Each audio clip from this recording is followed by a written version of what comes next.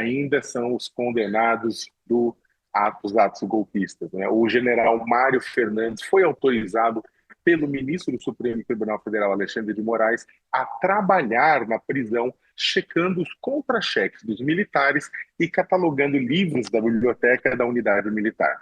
O ex-secretário executivo da Secretaria-Geral da Presidência no governo Bolsonaro foi condenado a 26 anos e 6 meses de prisão por envolvimento na trama golpista para manter o ex-presidente no poder.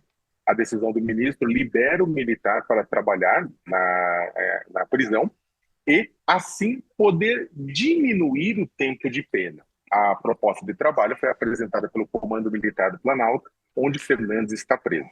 A unidade informou ao STF como devem ser as duas atividades dele: checagem de contra-cheques dos cerca de 1.000 militares do Comando Militar do Planalto e catalogação dos livros da biblioteca da unidade. O general foi preso pela PF após a investigação localizar com ele plano para assassinar autoridades, o chamado Plano Punhal Verde-Amarelo, que previa matar Lula, o vice-presidente Geraldo Alckmin e o ministro Alexandre de Moraes. Leandro, começando contigo agora, né? Bem, é claro que é salutar que todos os presos, né, todo mundo no sistema prisional, independentemente do crime que tenha cometido, possa trabalhar em trabalhos dignos, ou ler livros e abater a pena em ambos os casos, né?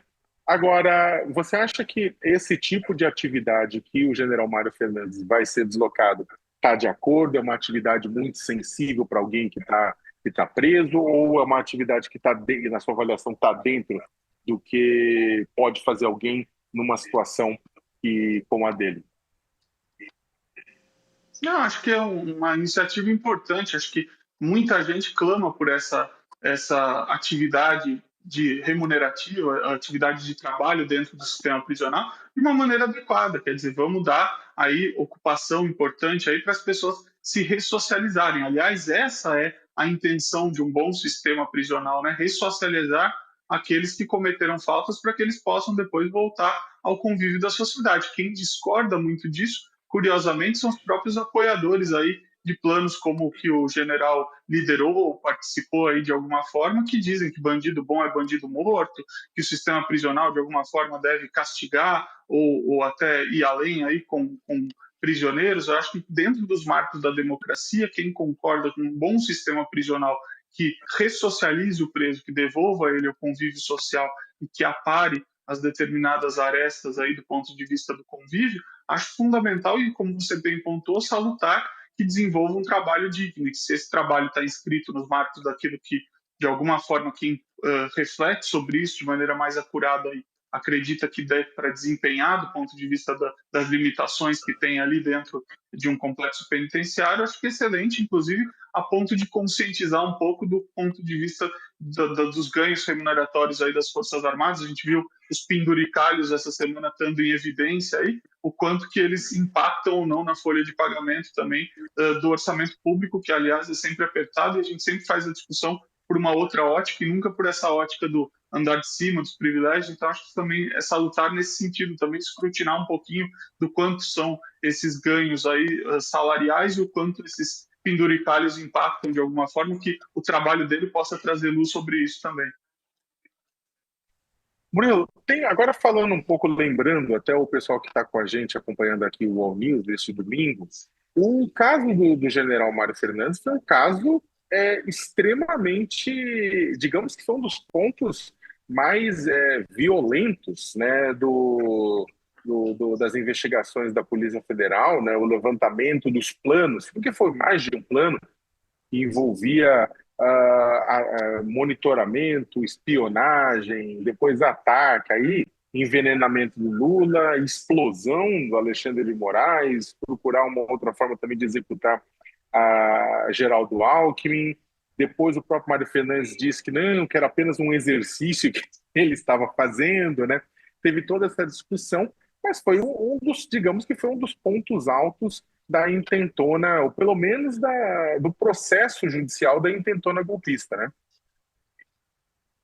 É bem lembrado, Leonardo. Foi um dos principais vértices da decisão do Supremo Tribunal Federal, a atuação do Mário Fernandes, sobretudo com essa tentativa, né, de esse plano punhal verde e amarelo, que foi o que desencadeou como um dos pontos principais da condenação, né? E eu concordo muito com o professor Leandro, que é preciso a ressocialização, sim, mas eu acho que cada caso é preciso olhar com uma minúcia, né, apurada. A legislação permite o trabalho, o acesso ao estudo como forma de redução de pena, mas esse é um tema também que traz à tona a nossa estrutura do sistema penitenciário brasileiro e a questão da isonomia, né? Se todos os presos são tratados de forma igual, né? E no Brasil, às vezes, o óbvio precisa ser reforçado, especialmente como princípio republicano de que todos precisam ser tratados de acordo com a lei, né? Ninguém está acima da lei. Isso vale para um ministro do Supremo, para um general de reserva, para o cidadão mais simples, né? Então, às vezes no Brasil o óbvio precisa ser reforçado, especialmente com essas condenações de nomes muito poderosos, né, que ocuparam cargos de destaque no país. É importante que todos tenham o mesmo tratamento, tenham os mesmos direitos, né, os direitos de estudar, de trabalhar, inclusive, mas que também todos tenham o mesmo tratamento igual, para passar a ideia de que o sistema prisional brasileiro precisa ser funcional para todos, né? Sem diferenciação.